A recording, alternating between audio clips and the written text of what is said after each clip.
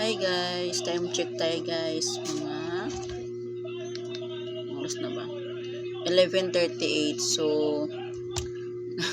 nagawa ko na rin guys. So meron na siyang yung cellphone ni mama. Meron na siyang Facebook, meron na siyang Messenger, at meron na din siyang YouTube, at meron na siyang Google account. So since na bago siya guys, branded po talaga siya, brand new po talaga siya. So kailangan mo siyang magawa muna, kailangan mo nang gawan siya ng Google account para ma-update mo yung lahat ng mga apps.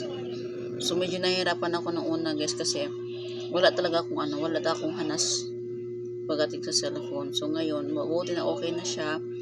So sumabay din naman yung wifi, yung signal. So at ayun na nga, habang ako nagtatakal ng bigas at inaayos ko rin to. So doble po yung ginagawa ko guys po nakaupo dito. So may bumili, nababad trip ako guys, kasi nagko-compare sila ng mga paninda, compare nila. Ayoko nang ganun. Kung bibili. So wag sila mag-compare ng mga kung magkano yung presyuhan dun sa ibang mga tindahan, kasi may kanya-kanya naman tayong nagbibilhan guys kung saan So kayo mamimili kayo. Ako, sinabi ko to dun sa nakaraang vlog ko na huwag kayong mag-compare sa mga presyo sa mga tindahan, kasi nga tulad ng sabi ko, may kanya-kanya silang pinagbibilhan kung saan sila namimili. So kung mura lang sa pinagbibilhan, mura lang din sila. Kung mahal sa pinagbibilhan, di alam naman, magpantay ka lang din, di ba? At tulad ng sabi ko, kanya-kanyang pamimili kung saan sila namimili. Ano yon?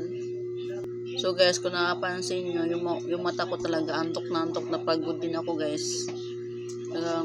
Talagang inaantok ko talaga. Sinasabayan pa ng bad trip dun sa mga bumibili na naggaganyan, nagko-compare dun sa mga paninda. So matagal na tayong hindi nakapag-discuss guys no, tungkol sa usaping tindahan. For sure na maraming makakarelate nitong topic na to, na ayun nga, magkukumpara.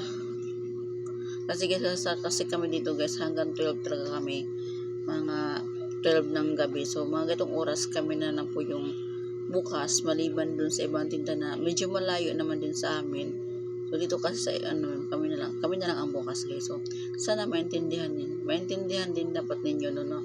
Yung puyat, pagod ng taong yan, tapos pinagko-compare niyo pa yung mga paninda. So kung ayaw niyong bumili, huwag kayong bibili, no? Kaysa naman tatanungin niyo kung magkano yan, tapos kung kailan malaman yung presyo, sabihin ay wag na, doon mura lang. Alam mo, bili na pancit canton to, ha? Pancit canton kasi namin guys, 18 pesos. Kaming ganito guys, kukunan kasi ito guys sa groceryhan, mag 15 pesos na po. So ang benta ko is 18 pesos na po siya. So ngayon, as may bumili dito, sabi ko 18 po, sabi niya wag na, 15 lang yan dun sa iba. Hindi siya bumili, hindi kinuha ako, diba? O naiinis. Tapos meron din dito, panitanong, magkano ganito, magkano yan. Kung kailan nandyan na ang pera, nagbibilang siya ng pera, sabay alis. Diba guys, sinong di mainis dyan? Diba? Sobrang parang may namaliit kanila baga. Kasi ganyan. Kung ayaw niyang bumili, pwede naman kaysa naggaganyan-ganyan kayo, diba? Pangit naman kasi yun guys. Kaya sa inyo, kung ganyan kayo, kunyari, kayo ang may tindahan, kami ang naggaganyan sa inyo, matutuwa ba kayo? Syempre hindi, diba? So respeto na lang dapat guys, na dapat ganun, magrespetuhan na lang dapat tayo, no? Kasi hello, patapos na sa 2023 tapos ganyan pa ugali ninyo. Intindihin din naman yung sitwasyon namin. Mga gatong oras guys, ang mga tao dapat tulog na din, no? Lahat. Pero nandito pa rin kami, open pa rin kami para sa inyo. Pero binabastos nyo kami. Siyempre, babastusin ko rin kayo. Hindi pwedeng gano'n na tikom na yung bibig ko, no?